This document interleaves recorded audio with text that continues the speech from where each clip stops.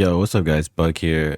I never like it's this is so rare. I never make like developer update videos or you know theory videos or anything like that, or just anything that we're just talking about DBD. Usually it's just gameplay, but this is such a huge change in the game. Well, huge changes that are coming to the game that I felt like I had to like make a video on this and just spread awareness of it more because it's insane. So this is developer update finishing Mori by Peanuts. It was posted not even an hour ago. This morning I saw it on Twitter, and I read it, and I was like, wow, this is gonna be crazy changes. So I kind of just want to read it out so you guys can leave me some opinions below, and your thoughts or concerns or whatever you think it's how it's gonna change the game. I want to know what you guys think too, so that's why we're reading it out. So I'm gonna read it again. So it says, bring the trial to a gruesome end with a finishing Mori. A hint of each killer's character shines through with their Mori, whether that's the trickster's showsmanship or the hack's questionable diet. okay behavior. The only way to see these animations currently is to use a memento Mori offering or equip one of a few selected perks, leading to them rarely being seen. Moreover, Moris have garnered a somewhat negative reputation over the years, being used out of spite against a particular survivor. I think most of us who've played Survivor have had at least one game to where we got tunneled out of the game and moried. But yeah, so it says the upcoming public test build PTB will feature an early version of the new finishing Mori system. Unlike most PTBs, this feature will not be going live in the following update. So even though we're getting a PTB of this, we won't see it in the next update. We'll see it in the following update. There's still some work to be done before it's ready to be released, but we wanted to give you an opportunity to try it out and share your thoughts in advance. So with Last Standing, when all survivors are dead, dying, hooked, or have escaped, you become the last standing. Both your and the killer's senses are heightened, granting you a wider field of view. So basically, it's like a automatic FOV slider. It gives you more FOV, but it also gives the killer more FOV too. So that means you can see more around you. Rescuing a survivor will end the last standing phase, but being down as a final survivor, on the other hand, will trigger the finishing Mori. So that just means that, like, basically they're taking away the chance for the killer to just, give a survivor hatch and be nice or whatever. If you have that, they're taking that option away from you. If you like giving the last survivor hatch sometimes or whatever, or all the time, they're taking that away. So now when you down a survivor, if it's the last survivor in the trial, it'll just instantly cut to a Mori scene. When the last survivor is down, the trial will draw to a climatic end. Both the survivor and killer will be moved to a preset point on the map, free of any obstructions that may get in the way, and the killer's Mori animation will begin. Any survivor still in the trial will be killed by the entity and treated like a sacrifice. So that's what I was saying. Basically, it's just going to move you somewhere so they can make sure you see the Mori, and then the game just ends. So I don't think, as far as I know from what I'm seeing, I don't think there will be a way for them to like give hatch anymore. And then there's something called Hope is Not Lost. I think, yeah, this is what I was talking about before earlier. Survivors are going to get built in unbreakable. So if you leave a survivor slug too long, they can pick themselves up.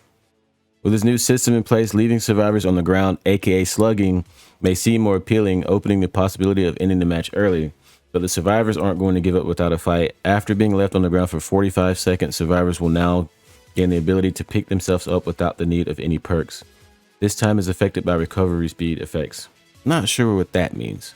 So I'm guessing maybe you can... It says it is affected, so I guess you can make that time shorter. So perk updates. With both Mori and the ability to pick yourself up now part of the base kit, a handful of perks that grant these abilities will need adjustments. Therefore, the ability to pick yourself up has been removed from Unbreakable, Soul Guard, No Mither, and Boon Exponential, as this is now part of base kit. The ability to Mori survivors has been removed from Rancor and Hex Devour Hope, as this is now part of the base kit. So I mean, I guess it sounds bad. If you're a killer, man, it's like, oh no, survivors can pick themselves up. How will I slug? But at the same time, you're getting built-in Moris. So it's like, both sides are getting something strong. In addition, some of these perks will have changes made for the PTB. However, since this is an early preview, the in-game descriptions have not been updated yet. These are Unbreakable now increases dying self-recovery speed by 80, 90, and 100%. So this is tier 1, tier 2, and tier 3 for anyone that doesn't know. Rancor, once all generators are powered, the Obsession's aura is revealed for 5 seconds and they're permanently inflicted with the exposed status effect. Hex Devour Hope, once 5 tokens have been earned, any survivor placed on a hook is instantly sacrificed.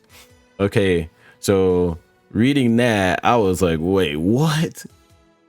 Yo, Devour is about to be meta. You're gonna see Devour in like every build now. You get 5 tokens, Even if someone, oh my God, man, you just slap on the hook, just dead instantly. That's crazy. It probably sounds way stronger than it actually is. You know, you still have to do the work. You still got to get the downs. You know, you still have to play well to get the tokens. You can't camp, you know, all that stuff. So it's pretty interesting. I'm looking forward to seeing how these changes go. And then the Mori offerings. So with the finishing Mori being triggered automatically when the last survivor is downed, Memento Mori offerings no longer have any use and will also receive an update.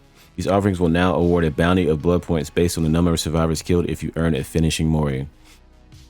So the Cypress Mori is going to give you 8,000 blood points. The Ivory is going to give you 12k, and the Ebony Memento Mori is going to give you 20,000. And this is like, if you get 2 with the Cypress, then you get the extra the extra blood points. If you get 3 with the Ivory, you get the extra blood points, and if you kill everyone with the Ebony, you get the extra 20k. So you have to actually kill everyone for the offering to go into effect.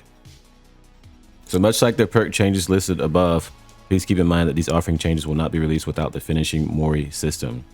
The finishing Mori system, anti-slugging mechanic, and other changes mentioned in this post will be available for testing during next week's public test build. As a reminder, these new features will not be a part of the 6.3.0 update. This is an early preview that is not yet ready for release.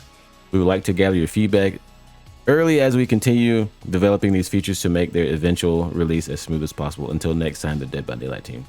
So what do you guys think about these changes? Let me know what you think about the base kit, Unbreakable, perk changes, the Mori offerings, and you know, the cinematic Mori thing, built-in Moris. Like, there's just so many changes coming.